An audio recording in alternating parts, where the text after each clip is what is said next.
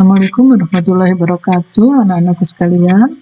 Kita jumpa lagi dalam pelajaran kimia. Kita masih membahas mengenai reaksi reduksi oksidasi. Pada kesempatan ini, Ibu akan membahas tentang reaksi reduksi oksidasi dengan mengaplikasikan konsep aturan bilangan oksidasi yang minggu lalu Ibu jelaskan. Reaksi redoks terjadi jika reaksi reduksi dan oksidasi berlangsung dalam suatu reaksi. Contoh, Cu2+ ditambah Zn menghasilkan Zn2+ dan Cu. Nah, kita akan melihat apakah reaksi yang pertama ini reaksi redoks atau bukan. Cu2+ itu akan menjadi Cu, kita hubungkan antara Cu2+ dengan Cu. Kemudian Zn dengan Zn2+. Selanjutnya, kita akan menuliskan bilangan oksidasi masing-masing unsur. Cu2+. Muatannya berapa? 2+, berarti biloksnya adalah positif 2. Sebelah kanan, Cu, ini biloknya adalah 0. Kenapa 0? Karena Cu merupakan unsur bebas atau unsur yang tidak berikatan dengan unsur lain. Kemudian kita lihat Zn yang sebelah kiri. Zn juga merupakan unsur bebas, dia memiliki bilangan oksidasi 0, dan Zn2+, dia juga muatannya positif 2, maka dia memiliki biloknya positif 2. Nah, kita lihat Zn menjadi Zn2+, 0 menjadi positif 2, itu merupakan reaksi oksidasi karena telah terjadi kenaikan bilangan oksidasi. Cu2+ menjadi Cu itu reduksi karena mengalami penurunan bilangan oksidasi, positif 2 menjadi 0. Nah, karena dalam reaksi ini terdapat reduksi dan oksidasi, maka reaksi ini kita sebut dengan reaksi redoks. Kemudian contoh yang kedua, HCl plus NaOH akan menghasilkan NaCl plus H2O. Kita hubungkan antara H dengan H, kemudian Na dengan Na. Atau kalian boleh mau Cl dengan Cl, kemudian O dengan O, itu bebas ya. Nah, sekarang kita menghitung lagi berapa bilok H di dalam HCl. HCl itu adalah senyawa yang tidak bermuatan, berarti di sini HCl itu adalah positif 1. Lihat aturan bilangan oksidasi.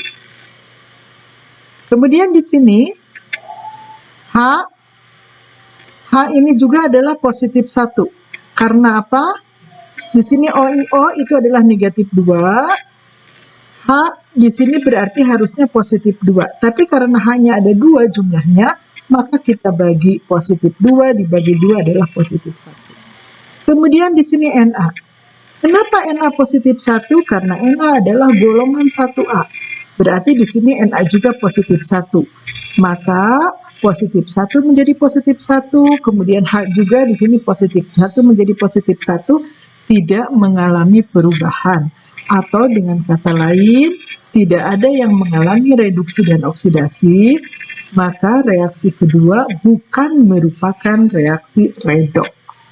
Ya, jadi kalian bisa membandingkan antara reaksi ke-1 dan yang kedua, yang redoks dan bukan redoks.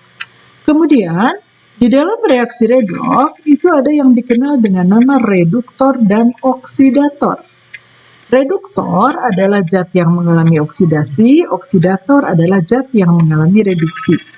Kita lihat contoh yang ini, CuO plus H2, Cu plus H2O. Nah, Cu kita hubungkan dengan Cu, H kita hubungkan dengan H.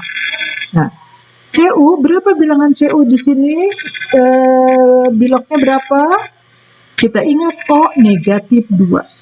Kalau O negatif 2, berarti Cu positif 2. Kenapa? Karena CuO merupakan senyawa yang tidak bermuatan atau senyawa netral, jumlahnya harus 0. Kemudian di sini juga Cu, di sini berapa? Ya, 0. Karena apa? merupakan unsur bebas. H di sini 0, H2 di sini ya H berarti 0 karena H2 adalah unsur bebas, unsur yang tidak berikatan dengan unsur lain. Kemudian H di sini positif 1. Kenapa positif 1? Karena O adalah negatif 2. H berarti positif 2 dibagi 2 adalah positif 1. Nah, berarti untuk reduktor adalah H2, sementara oksidator adalah CuO. Yang harus diperhatikan oleh kalian adalah bahwa reduktor dan oksidator itu hanya dimiliki oleh unsur-unsur yang berada di sebelah kiri atau yang dikenal dengan nama pereaksi. Kemudian di sini ada beberapa soal, ada 5 soal yang harus kalian kerjakan.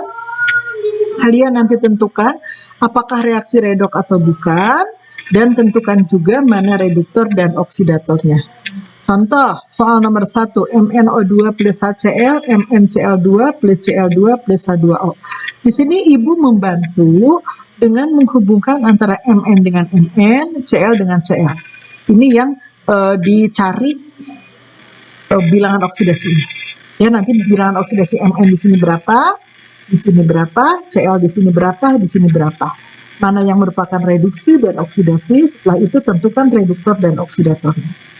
Kemudian yang kedua, Mn plus Ag plus menghasilkan Mn2 plus Ag. Sama ya, Mn di sini berapa, di sini berapa, Ag berapa, Ag berapa di sini. Begitu juga dengan soal nomor 3, nomor 4, dan nomor 5. Nah, terakhir, mengenai reaksi autoredok atau reaksi disproporsionasi. Reaksi autoredok, reaksi di mana hanya satu atom yang mengalami reduksi dan oksidasi. Ibu ambil contoh Cl2 plus KOH menghasilkan KCl plus KClO3 plus H2O. Cl2 di sini dia menjadi KCl. Di sini Cl2 berarti biloknya 0. Di sini Cl H itu adalah positif 1. Kenapa positif 1? Karena golongan 1A. Maka Cl adalah negatif 1. Berarti di sini negatif 1. Kemudian Cl yang di sini kita lihat. O itu adalah negatif 2 kali 3 negatif 6. K itu positif 1, positif 1 negatif 6 adalah negatif 5. Supaya 0 berarti Cl adalah positif 5. Maka Cl2 berubah menjadi KCl, biloknya berubah dari 0 menjadi min 1, dan satu lagi dari 0 menjadi positif 5. Maka ini yang disebut dengan reaksi autoredok. Ya, di mana hanya Cl2 yang mengalami perubahan bilangan oksidasi, baik itu untuk reduksi ataupun untuk oksidasi. Nah, anak-anakku sekalian, sampai di sini tentang reaksi reduksi dan oksidasi.